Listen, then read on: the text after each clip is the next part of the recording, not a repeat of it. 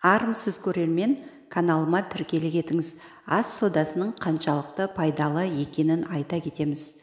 Алдымен бірінші, жұмыстан қатты шаршап келген күні кешке содамен аяғыңызды уқалаңыз.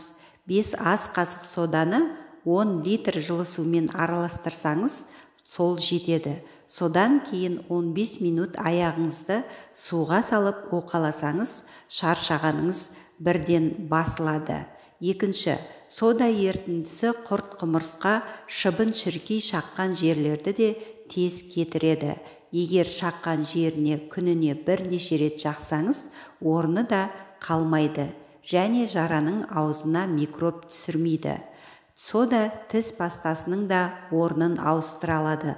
Оны мақтаға малып алып, тісіңіздегі тат жеткенше сықылаңыз. Көп замай нәтижесіне көзіңіз жетеді. Сонымен қатар сода тамаша косметикалық зат. Оны сабын ұнтағымен араластырып, аптасына 2 рет бетіңізді сүртіп тұрыңыз. Ол сіздің бетіңізді безеулерден құтқарады. Аузыңызды содамен шаю арқылы тіс ауруларынан аман қаласыз. Ыстық сода ауруларынан аман қаласыз.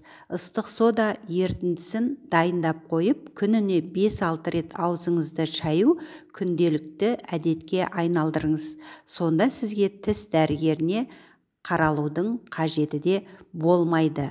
Конъюнктивит кезінде көзіңізді жиі сода ертіндісімен жуғаныңыз дұрыс. Алайда бір ескере кететін жайт, бір мақтаны тек 1 рет қолданыңыз. Сода медицинада баяғыдан бері аритмияға да қарсы дәрі ретінде қолданылып келеді. Кенеттен жүрегіңіз қатты соғып ауырса, соданың жарты шай қасығын тұтынып тоқтатуға болады. Гипертония кезінде де өте пайдалы. Ағзадағы сұйықтық пен тұзды шығарып, артериялық қысымды төмендетеді. Соданы шай қасықтың жартысына салып дәріңізбен бірге тұтыныңыз. Қоғамдық көліктерде басыңыз айналып құсқыңыз келсе, өзіңізбен бірге ас содасын алып жүруді ұмытпаңыз. Егер біреу қышқылға күйіп қалса, оған тез арада сода ертіндісін жағып байлап тастаңыз. Соданы ауыр жарақат алып, көп қаныңызды жоғалтқанда немесе бір нәрседен уланғанда алғашқы көмек ретінде қолдану қажет.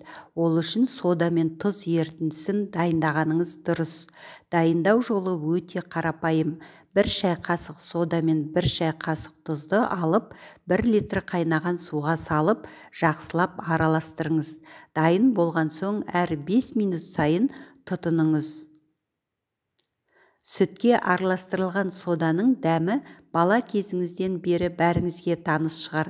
Бұл қоспа әлі күнге дейін жөтел кезінде сізге ерекше әсер етеді. Дәрігер мамандар 1 шай қасық соданы қайнаған сүтке қосып, ұйықтар алдында ішуге кеңес береді. Ал сүтті ұнатпайтын адамдар болса, оларға жөтел кезінде сода ертіндісінен жасалған ингаляция тамақ булау көмектеседі. 1 литр қайнаған суға 1 ас қасық сода жеткілікті. Тамағыңыздың ауруына сода ертіндісі ерекше көмектеседі.